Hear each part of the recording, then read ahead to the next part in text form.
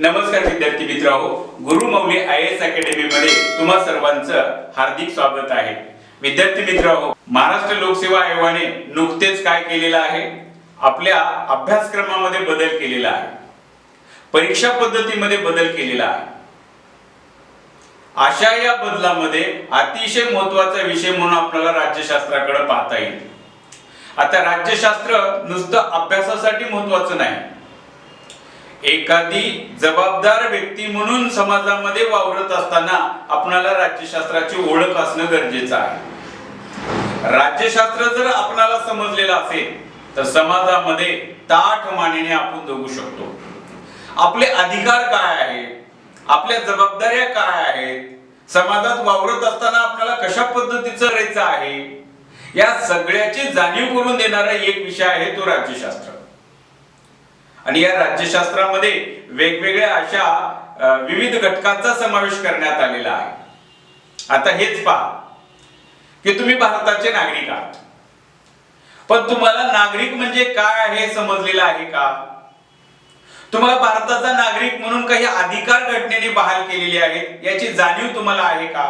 या घटकाचा अभ्यास केल्याच्या नंतर आपल्याला नागरिक म्हणून जे अधिकार बहाल केलेले आहेत, नागरिक म्हणून ज्या काही कर्तव्य बहाल केलेले आहेत याची जाणीव होईल। परीक्षेमध्ये तर हमखास गुण तुम्हाला या घटकामधून मिळणारच आहेत। व्यक्तीला समाजामध्ये जीवन जगत असताना जीवन कशा पद्धतीचं जगावं याची माहिती सुद्धा या घटकातून तुम्हाला मिळणार आहे। बघा, नागरिक म्हणजे काय आहे तर ढोबळ भाषेमध्ये आपल्याला सांगता येईल की नगराचा रहिवासी म्हणजे नागरिक होय। अत्यंत सोप्या भाषेमध्ये काय सांगण्यात आलेलं आहे, नगरांचा रहिवासी म्हणजे नागरिक होय। आता नगराचा कारभार करण्यासाठी एक राज्य संस्था असायची, तिला आपण शासन संस्था म्हणत होतो। राज्य संस्था, शासन संस्था दोन्ही शब्द समान अर्थाने वापरलेले आहेत। मग राज्य संस्था कशाला म्हणण्यात आलेला आहे तर बघा, पूर्वी नगर लहान असायचे, त्या नगराचा एक प्रमुख असायचा, त्या प्रमुखामार्फत ते काम केलं जायचं। इतिहासामध्ये तुम्ही जर डोकावून पाहिलं तर संस्थानिक होते आणि ते संस्थानिक काय करायचे, त्या संस्थानाचा कारभार करायचे। थोडक्यात जर तुम्हाला याची व्याख्या सांगायचं झाली तर राज्य संस्था म्हणजे विशिष्ट भूप्रदेशामध्ये राहणाऱ्या लोकांचे किंवा लोकसमूहाचे संघटन म्हणजेच राज्य संस्था होय।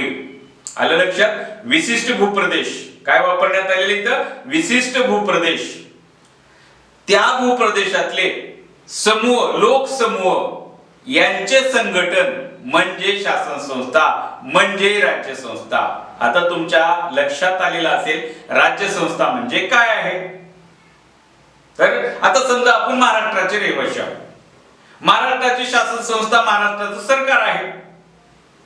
मग महाराष्ट्रातले जे लोकसमूह आहेत त्या लोकसमूहाचं विशिष्ट संघटन आहे, म्हणून आपल्याला असं म्हणता येईल लोकसमूहाचं संघटन, लोकसमुदायाचं संघटन म्हणजे शासन संस्था होय। कालांतराने पूर्वीच्या काळापासून ते आतापर्यंत 19व्या 18व्या किंवा जसं पृथ्वी निर्माण झालेली आहे तसं लोक काय करत आहेत, वरचेवर समूह तयार करत आलेले आहेत आणि अशा समूहाचं संघटन म्हणजे शासन संस्था होय। मग आता हे वेगवेगळ्या प्रकारचे संघटन असू शकतात। इथं आपल्याला लक्षात घ्यायचं आहे शासन संस्था, महाराष्ट्र सरकार, भारत सरकार, कारण आपण भारताचे नागरिक आहोत, आपण महाराष्ट्राचे नागरिक आहोत। आता मी भारत आणि महाराष्ट्र म्हणत असलो तरी आपल्याकडे एकेरी नागरिकत्वाचा स्वीकार करण्यात आलेला आहे, म्हणून आपण भारताचे नागरिक, आपण कुणाचे पहिले सुरूचे नागरिक आहोत, भारताचे नागरिक आहोत आणि नंतर मग आपण महाराष्ट्राचे रहिवासी आहोत, लक्षात घ्या। आता नागरिक किंवा नागरिकत्व म्हणजे तुम्हाला कळालेलं आहे, नागरिक म्हणजे त्या शासन संस्थेचे सदस्य असणे होय। आता नागरिकत्व त्या शासन संस्थेने बहाल केलेले आहे आपल्याला, मग ते बहाल करण्याचे वेगवेगळे प्रकार आहेत, ते आपल्याला पुढच्या तासिकेमध्ये पाहायचं आहे। आता नागरिकत्व हा घटक पाहत असताना आपल्याला तो एका व्हिडिओ मध्ये पूर्ण करता येणार नाही, तर एक अशी सिरीजच आपल्याला तयार करावी लागेल। साधारणतः 5 ते 6 व्हिडिओ याच्यासाठी लागतील आणि तुम्हाला जर खरंच नागरिकत्व म्हणजे काय जर हे समजून घ्यायचं असेल तर तुम्हाला काय करावं लागेल, जर तुम्ही माझ्या चॅनेलवर नवीन असाल तर तुम्हाला माझं चॅनेल सबस्क्राईब करावं लागेल, कारण हा इकडे मी व्हिडिओ तयार केला आणि अपलोड केल्याच्या नंतर तो तुमच्यापर्यंत पोहोचवेल. आणि जर व्हिडिओ मधली माहिती आवश्यक वाटलीच तर लाईक करण्यासाठी सुद्धा विसरू नका. तर आता आपल्याला माहिती कशाची पाहायची आहे, आपल्याला आता तुमच्या लक्षात आलेलं असेल, शासन संस्था म्हणजे काय कळालेलं आहे, नागरिक म्हणजे काय कळालेलं आहे, नागरिकत्व म्हणजे काय कळालेलं आहे. तर या नागरिकत्वाच्या संदर्भामध्ये भारताच्या राज्यघटनेमध्ये कशा पद्धतीच्या तरतुदी करण्यात आलेल्या आहेत याचा विचार आपल्याला या ठिकाणी करायचा आहे. तर चला पाहूया मग नागरिकत्व म्हणजे काय आहे. नागरिकत्व, आता बघा, शासन संस्थेने त्या देशातल्या रहिवाशांना काय केलेले, नागरिकत्व बहाल केलेलं आहे. आता या नागरिकत्वामुळे बरेच फायदे होतात. माझ्या माहितीनुसार तोटे तर काही नागरिकत्वामुळे नाही. हा मर्यादा, नागरिकत्व बहाल केल्यामुळे शासन संस्थेच्या अधीन राहून आपण जगतो, जीवन जगत असतो, पण मर्यादा बऱ्याच प्रमाणात टाकण्यात आलेल्या आहेत. पण मर्यादेबरोबर आपल्याला बरेचसे असे अधिकार सुद्धा राज्यघटनेने बहाल केलेला आहे. बघा, मी आवर्जून सांगतो तुम्हाला तुमच्या आई वडिलांनी जन्म दिलेला आहे. तुमच्या आई वडिलांनी काय केलेले, तुम्हाला जन्म दिलेला आहे. पण जीवन जगण्यासाठी जे आवश्यक घटक आहेत ते राज्यघटनेने दिलेले आहे. म्हणून माझं असं वैयक्तिक मत आहे, आई वडिलांनी जन्म दिला पण जीवन परिपूर्ण कोण केलेलं आहे, तर राज्यघटनेमुळे झालेलं आहे. लक्षात घ्या, कारण जन्म दिल्याच्या नंतर जीवन जगत असताना क्षणोक्षणी मला कशाची गरज आहे, नियमाची गरज आहे, अधिकाराची गरज आहे. आणि ते नियम आणि अधिकार मला कोण बहाल केलेले, राज्यघटनेने बहाल केलेला आहे. मग राज्यघटनेमध्ये कशा पद्धतीने नागरिकत्वाचे अधिकार बहाल केलेले आहेत, तर बघा, भारतामध्ये 5 प्रकाराने नागरिकत्व बहाल करता येते किंवा स्वीकारता येतं. ते आहे जन्माद्वारे आहे, त्याच्यानंतर वंशाद्वारे आहे, स्वीकृतीद्वारे आहे, नोंदणीद्वारे आहे, आणि जर भारताने एखादा भूप्रदेश जिंकला, युद्ध करून जर जिंकला किंवा एखादा प्रदेश जर जोडवला तर त्यांना सुद्धा देता येते. आता हे आपण दुसऱ्या व्हिडिओ मध्ये पाहू, भारतात नागरिकत्व कसे दिले जाते किंवा नागरिकत्व कशा पद्धतीने मिळवलं जातं हे आपण पुढच्या व्हिडिओ मध्ये पाहूया. आज आपल्याला फक्त एखाद्या व्यक्तीला जर नागरिकत्व दिलं तर काय फायदे होतात, नागरिकत्व एवढं आवश्यक आहे का, जीवन जगत असताना ज्या अधिकाराची गरज आहे ते अधिकार आपल्याला या नागरिकत्वाकडनं मिळतात का, त्या राज्य संस्थेकडनं मिळतात का, याचा विचार आपल्याला या व्हिडिओ मध्ये करायचा आहे. चला तर मग आता काय करायचंय आपल्याला, भारताच्या राज्यघटनेमध्ये नागरिकत्वाच्या संदर्भामध्ये कशा पद्धतीच्या तरतुदी करण्यात आलेले याचा विचार करू आपण. आता बघा, भारतीय राज्यघटनेच्या भाग 2 मध्ये, भाग किती आहे तो भारतीय राज्यघटनेमध्ये 25 भाग आहेत. आणि या 25 भागापैकी जो क्रमांक दुसरा आहे, भाग 2 आहे, या भाग 2 मध्ये भारताच्या नागरिकत्वाच्या संदर्भामध्ये काय करण्यात आलेले, तरतुदी करण्यात आलेले. भाग 2 च्या कलम 5 ते 11 कलमामध्ये काय करण्यात आलेले, या नागरिकत्वाच्या संदर्भामध्ये असलेल्या तरतुदी स्पष्ट करण्यात आलेल्या आहेत. भारताच्या नागरिकाकडे जर आपल्याला पाहायचं असेल तर भारतामध्ये 2 प्रकारचे नागरिक असलेले आपल्याला दिसतात. एक आहे तो म्हणजे ज्याला आपण भारतीय नागरिक म्हणू. काय म्हणू आपण, भारतीय नागरिक, ज्यानं भारताचं नागरिकत्व स्वीकारलेलं आहे, नागरिक, भारतीय नागरिक. आणि दुसरा आहे परकीय नागरिक, परकीय नागरिक. आता या 2 संकल्पना तुम्हाला समजणं आवश्यक आहे. जसं मागे चर्चा केली मी, 5 प्रकारे भारताचं नागरिकत्व घेता येते. आता भारतामध्ये हे जे परकीय नागरिक आहेत हे 2 प्रकारचे असतात. एक तर तुमच्या लक्षात आलं का, परकीय नागरिक कोण आहे, भारतीय नागरिक म्हणजे तुमच्या लक्षात आलेलं आहे का, हो आलेलं आहे.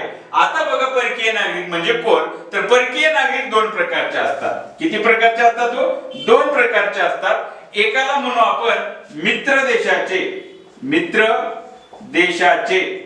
परकीय नागरिक, आणि दुसरा आहे शत्रू देशाचे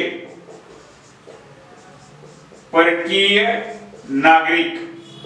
आता बघा, या 2 संकल्पना तुम्हाला समजणं आवश्यक आहे.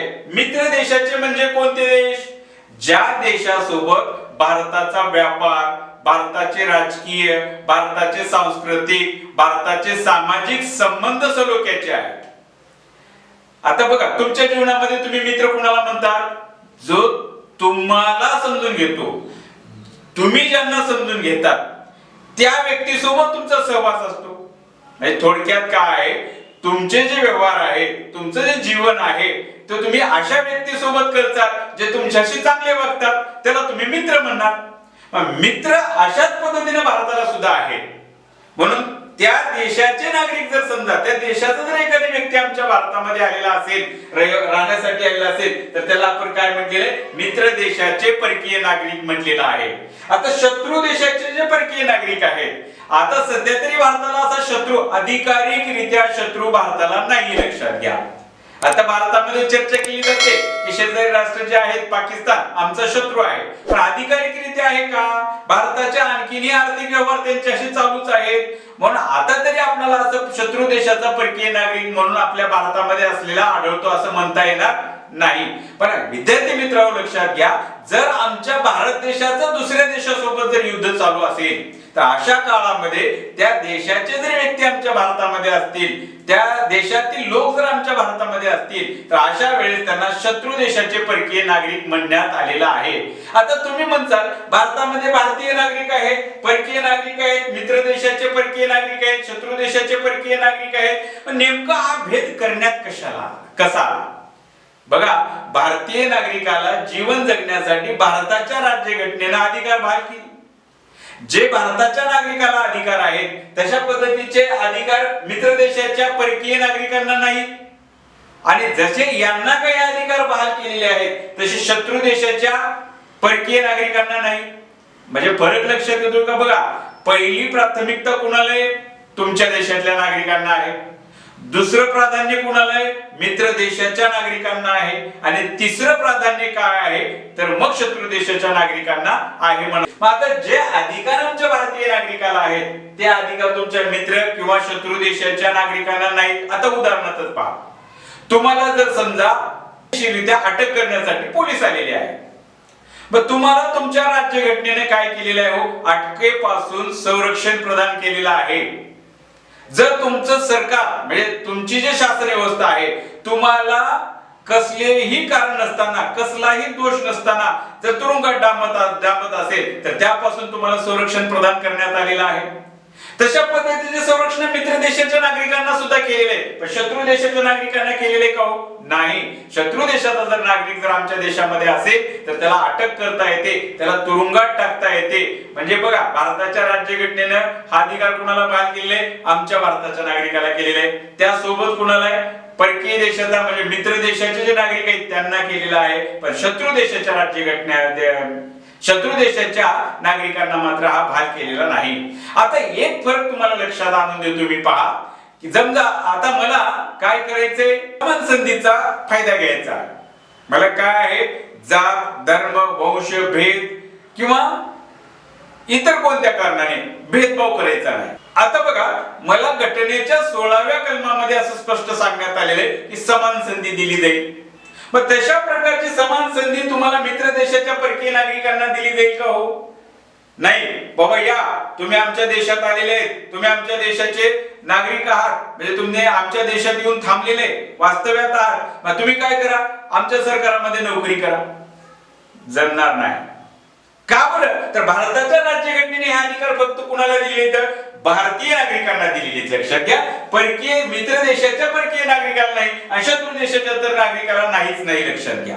म्हणून थोडक्यात आपल्याला काय म्हणता येईल की भारत देशामध्ये नागरिक हे दोन प्रकारचे आहेत. जे भारतीय नागरिक, भारतीय राज्यघटनेने त्यांना अधिकार बहाल केलेले आहेत. परकीय नागरिकांमध्ये मित्र देशाचे जे परकीय नागरिक आहेत यांना काही अधिकार अपवाद ठेवण्यात आलेले आहेत, पण शत्रू परकीय देशाचे जे नागरिक आहेत यांना अधिकार देण्यात आलेले नाही. त्यांच्यावर युद्ध काळामध्ये निर्बंध घालता येतील, त्यांना देशातून जा म्हणून सांगता येतील, त्यांना देशात करत असलेल्या कारभारावर निर्बंध घालता येतील. म्हणजे शत्रू देशाच्या नागरिकांचं आमच्या देशामध्ये, आमच्या देशाच्या राज्यघटनेने विशेष असं स्थान दिलेले नाही. आता तुम्ही म्हणता भारत देशाच्या नागरिकाला म्हणजे भारत देशात जे व्यक्ती आहेत, भारताचे जे नागरिक आहेत त्यांना काय फायदे आहेत? आता बघा, आपण काय विचार करत आहोत कोणत्याही शासन संस्थेकडनं त्या देशातल्या नागरिकांना काही अधिकार बहाल केलेले आहेत त्या देशाच्या राज्यघटनेनुसार। आता भारताला राज्यघटना आहे, भारताच्या राज्यघटनेने अधिकार बहाल केलेले आहेत भारतातल्या नागरिकांसाठी। मग ते कोणकोणते आहेत? म्हणजे भारताच्या राज्यघटनेने जे नागरिकत्वाचे अधिकार बहाल केले त्यामुळे आमच्या लोकांचा काय फायदा होतो, भारतीय नागरिकांचा काय फायदा होतो, तर या फायद्याच्या संदर्भामध्ये आपल्याला या ठिकाणी आता काय करायचंय, विचार करायचा आहे। बघा, एक नंबरचा जर विचार करायचा झाला आपल्याला, भारतीय राज्यघटनेचं कलम 15 काय म्हणण्यात आले हो, 15व्या कलमामध्ये काय म्हणण्यात आले, भारतातल्या कोणत्याही व्यक्तीमध्ये भेदभाव करता येणार नाही। राज्य संस्थेला आता समजा कलम 15 मध्ये काय सांगण्यात आलेलं आहे की राज्य संस्थेने जात, धर्म, भाषा, लिंग, अन्य जन्मस्थान या कोणत्याही कारणाने भेदभाव करायचा नाही। म्हणजे बघा, राज्य संस्थेला या 5 कारणाने भेदभाव करता येईल का? येणार नाही। म्हणजे भारतामध्ये वास्तव्यात असताना या कारणाने राज्य संस्थेला भेद करता येत नाही, भारतातल्या व्यक्तींना भेद करता येत नाही। म्हणजे भारतीय नागरिकांना या कारणाने भेदाभेद करता येत नाही। कुठल्या कलमामध्ये सांगण्यात आले? 15व्या कलमामध्ये सांगण्यात आलेले आहे। बघा, व्यक्तीचे मूलभूत अधिकार 12 ते 35व्या कलमामध्ये देण्यात आलेले आहेत। मूलभूत अधिकार पाहत असताना आपल्याला रीतसर चर्चा याच्यावर करायची आहे, पण इथं नागरिकत्वाच्या संदर्भामध्ये आपण चर्चा करत असल्यामुळे आपल्याला जेवढी माहिती इथं आवश्यक आहे तेवढीच घेण्याचा प्रयत्न करू। पुढच्या लेक्चर मध्ये काय करूया, आपण या मूलभूत अधिकाराच्या संदर्भामध्ये चर्चा करूया। म्हणजे भारतीय नागरिकाला काय केलेले, कलम 15 नुसार भेदभावास मनाई करण्यात आलेली आहे। आता बघा, पुढचं कलम आहे कलम 16। कलम 16 आताच आपण चर्चा केली होती किंवा समान संधीची उपलब्धता करून दिली आहे। भारतीय नागरिकांना भारतामध्ये वास्तव्य करत असताना समान संधीची निर्मिती करण्यात आलेली आहे। मग समान संधी कुठे असली पाहिजे हो? सरकारी शाळांमध्ये असली पाहिजे, म्हणजे शिक्षणामध्ये समान संधी असली पाहिजे, नोकरीमध्ये समान संधी असली पाहिजे। आता काही अपवाद आहेत, मूलभूत अधिकार पाहत असताना आपण त्या अपवादाची चर्चा करू, पण इथं काय म्हणण्यात आलेले आहे, कलम 16 नुसार तुम्हाला काय करायचं आहे, समान संधीची उपलब्धता करून द्यायची आहे, त्याच्यामध्ये तुम्हाला भेदभाव करता येणार नाही। कलम 19 चा विचार करूया आपण। 19व्या कलमामध्ये भारतीय राज्यघटनेने भारतातल्या व्यक्तींना जणू काही जीवन जगण्याचं संजीवनीच दिलेली आहे। कारण 19व्या कलमानुसार भारतातल्या व्यक्तीला भाषण स्वातंत्र्य बहाल केलेलं आहे, अभिव्यक्ती स्वातंत्र्य बहाल केलेलं आहे, कोणताही व्यवसाय करण्याचं स्वातंत्र्य दिलेलं आहे, भारतात कुठेही संचार करण्याचं स्वातंत्र्य दिलेलं आहे, भारतात एकत्र जमण्याचा अधिकार दिलेला आहे, एकापेक्षा अनेक लोक एकत्र येऊन संघटना स्थापन करण्याचे अधिकार दिलेले आहेत। म्हणजे थोडक्यात जर सांगायचं झालं तर 19व्या कलमानुसार भारतातल्या व्यक्तीला जीवनाचे एक ब्रह्मास्त्रच राज्यघटनेने बहाल केलेली आहे असं म्हणावं लागेल। कारण व्यक्तीला जीवन जगण्यासाठी आवश्यक असणाऱ्या सर्व बाबी 19व्या कलमामध्ये आहेत की हो? म्हणजे भारतीय राज्यघटनेच्या कलम 19 मध्ये व्यक्तीच्या स्वातंत्र्याचा अधिकार बहाल करण्यात आलेला आहे असं म्हणावं लागेल आपल्याला। आता कलम 29 आणि 30 चा जर विचार करायचा झाला, भारतामध्ये 29व्या आणि 30व्या कलमानुसार जर विचार करायचा झाला तर भारताचा सांस्कृतिक आणि शैक्षणिक अधिकार बहाल केलेला आहे। मला माझ्या कल्चरनुसार वागण्याचा अधिकार दिलेला आहे। भारतातल्या नागरिकाला त्यांना स्वतःच्या धर्मानुसार, स्वतःच्या संस्कृतीनुसार आचरण करण्याचा अधिकार दिलेला आहे। कोणत्याही शैक्षणिक संस्थेमध्ये मला प्रवेश घेता येईल, माझी जर तशी पात्रता असेल तर। कारण बघा, भारताच्या राज्यघटनेने भारताच्या नागरिकाला जरी हे अधिकार बहाल केलेले असले तरी यावर मर्यादा सुद्धा मोठ्या प्रमाणात येतात, त्याचा विचार आपण मूलभूत अधिकारामध्ये करू। आता भारताच्या नागरिकाला याशिवाय आणखीन काय आहे, तर लोकसभा आहे, लोकसभा आणि राज्य विधिमंडळ आहे। या लोकसभा आणि राज्य विधिमंडळातल्या लोकांसाठी मतदान करण्याचा अधिकार आहे। विदेशी नागरिकांना तसं करता येईल का मतदानामध्ये विदेशी नागरिकांना भाग घेता येत नाही, हा अधिकार कुणाला आहे, भारताच्या नागरिकाला आहे। म्हणजे मतदानाचा अधिकार आहे। मला लोकसभेसाठी उभा टाकायचंय, तशी जर माझी पात्रता असेल तर मी तशी उभा टाकेन, कारण लोकसभेच्या सदस्याची पात्रता राज्यघटनेने आखून दिली आहे। तशी पात्रता जर धारण मी करत असेल तर त्या पात्रतेत सुद्धा मला उभा टाकण्याचा अधिकार आहे। राज्य विधिमंडळामध्ये मला उभा टाकण्याचा अधिकार आहे। हे सोडा हो, भारताच्या राष्ट्रपती पदाची जर पात्रता माझ्या अंगी असेल तर मी काय करणार आहे, भारताच्या राष्ट्रपती पदासाठी सुद्धा उभा टाकणार आहे, उपराष्ट्रपतीसाठी सुद्धा उभा टाकणार आहे। जर माझ्या अंगी जर सर्वोच्च न्यायालयाचा सरन्यायाधीश होण्याची पात्रता असेल तर मी सर्वोच्च न्यायालयाचा सरन्यायाधीश होणार आहे, उच्च न्यायालयाचा सरन्यायाधीश होणार आहे, महान्यायवादी होणार आहे, महाधिवक्ता होणार आहे। म्हणजे भारताच्या राज्यघटनेने भारताच्या नागरिकाला काय केलेलं आहे हो, हे सार्वजनिक पदे भूषवण्याचा अधिकार दिलेला आहे। हा, त्यावर मर्यादा म्हणजे काय, तशी पात्रता तुमच्या अंगामध्ये असली पाहिजे। आता सहजच म्हणणार आहे मी भारताचा राष्ट्रपती होणार आहे, पात्रताच नाही। भारताचा राष्ट्रपती होण्यासाठी काय पात्रता सांगण्यात आली आहे, ती माझ्याकडे नाही, तर मी कुठून राष्ट्रपती होणार आहे हो? म्हणून भारताच्या नागरिकाला भारतीय राज्यघटनेने अशा पद्धतीचे अधिकार बहाल केले। आता हे अधिकार देत असताना नुसते अधिकार देऊन तुम्हाला असं काही मोठं केलेलं नाही, लक्षात घ्या। हे अधिकार देत असताना या अधिकारासोबत तुम्हाला काही कर्तव्य आखून दिलेले आहे। घटनेच्या भाग 451 अ मध्ये तुम्हाला काही कर्तव्य देण्यात आलेले आहेत, याशिवाय काही नैतिक कर्तव्य तुम्हाला बहाल केलेले आहे। नैतिक कर्तव्य दिलेले आहेत, घटनेमध्ये कर्तव्य आखून दिलेले आहेत। या कर्तव्याच्या अधीन राहून तुम्हाला काय करायचंय हो, जीवन जगायचंय, लक्षात घ्या। म्हणजे थोडक्यात काय, भारताच्या राज्यघटनेने भारताच्या नागरिकाला अधिकार बहाल जरी केले असेल तर त्या सोबतच कर्तव्य दिलेली आहे। कर्तव्याचा विचार करत असताना आपल्याला पुढील काही लेक्चर मध्ये आपण त्याचा विचार करूया। त्यासोबतच आता भारतामध्ये राहतो तो दुसरा परकीय नागरिक। परकीय नागरिकाला हे अधिकार आहेत का? नाही आहेत, लक्षात घ्या। परकीय नागरिकाला मतदानात भाग घेता येत नाही। परकीय नागरिकाला लोकसभा असेल, राज्य विधिमंडळ असेल, याच्यासाठी सदस्य म्हणून उभा टाकता येणार नाहीये।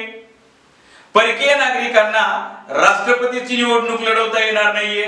परकीय नागरिकांना उपराष्ट्रपतीची निवडणूक लढवता येणार नाहीये। सर्वोच्च न्यायालय असेल, उच्च न्यायालय असेल, महाधिवक्ता असतील, महान्यायवादी असेल, हे सार्वजनिक पद उपभोगता येणार नाही किंवा या पदासाठी उभा होता निवड करता येणार नाही, लक्षात घ्या। म्हणजे थोडक्यात काय आहे तर आपणाला असं सांगावं लागेल, भारताच्या राज्यघटनेने भारतीय नागरिकांसाठी हे अधिकार बहाल केले। म्हणजे इथं नागरिक ही संकल्पना अत्यंत आवश्यक आहे।